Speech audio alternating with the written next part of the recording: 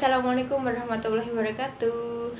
Pada video kali ini aku mau cerita tentang sahabat Kartini yang menyetujui proposal Kartini untuk sekolah lagi di negeri Belanda.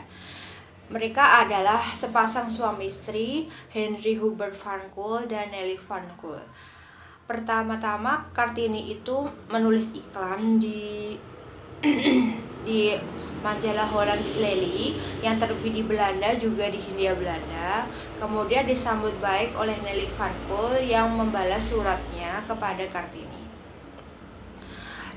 Surat Kartini dengan pasangan suami istri van Kool itu ada 12 pucuk surat.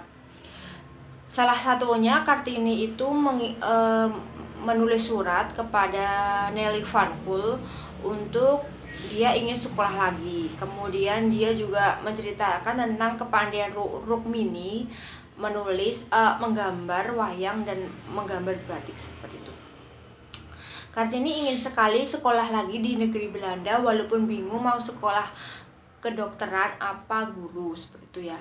Terus kemudian Nelly van Kool itu adalah seorang redaktur majalah juga di Hollands Lely dan tulisannya juga sangat dikagumi oleh Kartini.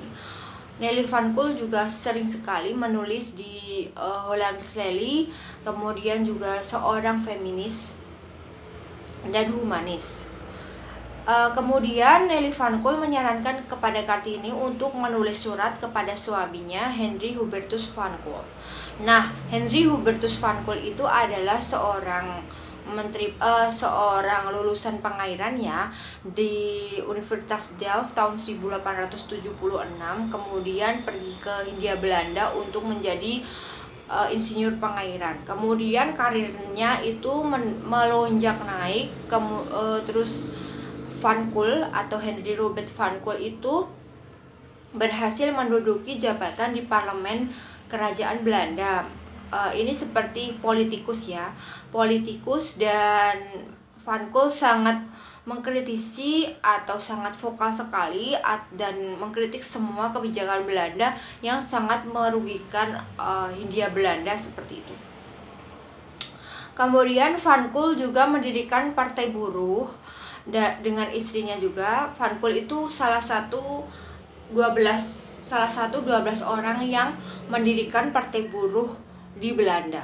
Kemudian Van Kool itu menyetujui surat Kartini. Kan pada waktu itu tahun 1900-an itu kan Kartini menulis surat kepada Van Kool. Dia ingin sekali sekolah di Belanda, kemudian nggak ada dana untuk ke sana. Akhirnya surat Kartini itu mengatakan minta bantuan kepada Van Kool supaya dapat beasiswa di negeri Belanda. Nah, Henry Hubert van Kool itu sangat lantang sekali di parlemen Belanda. Dia berjanji untuk Kartini bisa sekolah lagi dengan Rukmini di negeri Belanda dengan beasiswa.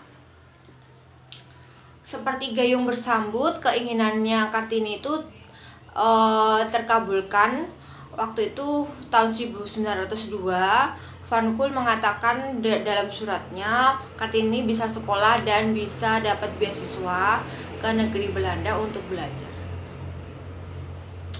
Nah, ngomong-ngomong soal Van Kool dan istrinya itu adalah sahabat karib Stella Zeehandelaar, tetapi berseberangan dengan Abben Danone yang saya ceritakan sebagai menteri pengajaran di Hindia Belanda. Abben Danone itu menghalang-halangi cita-cita Kartini untuk sekolah lagi.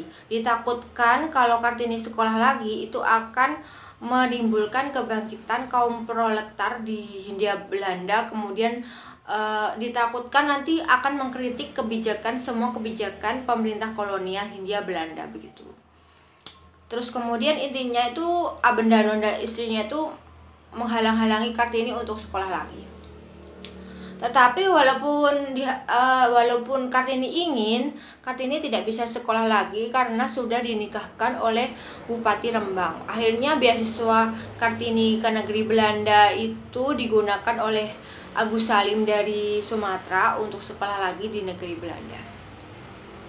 Setelah kematian Kartini, Abendanon merasa menyesal telah menghalang-halangi gadis Jawa yang ingin sekolah lagi. Untuk menebus kesalahannya, Abendanon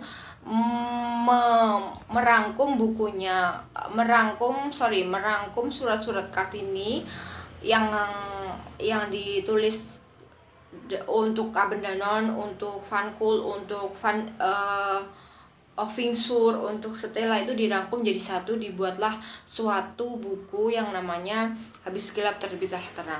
Tetapi waktu Abendanon meminta Stella untuk memberikan semua surat Kartini untuk disalin, Stella tidak memberikan semuanya. Karena Stella dengan Abendanon itu sangat ada kayak intrik yang nggak suka pokoknya dengan Abendanon. Karena Abendanon pun di surat-surat Kartini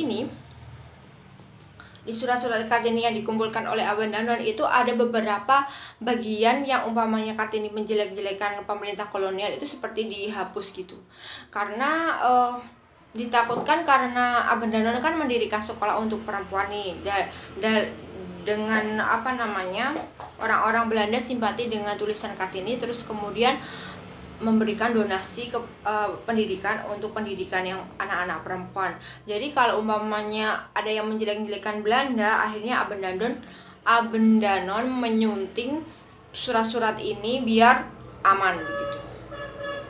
Jadi sebenarnya Abendanon itu ada yang mengatakan baik, ada yang mengatakan tidak baik.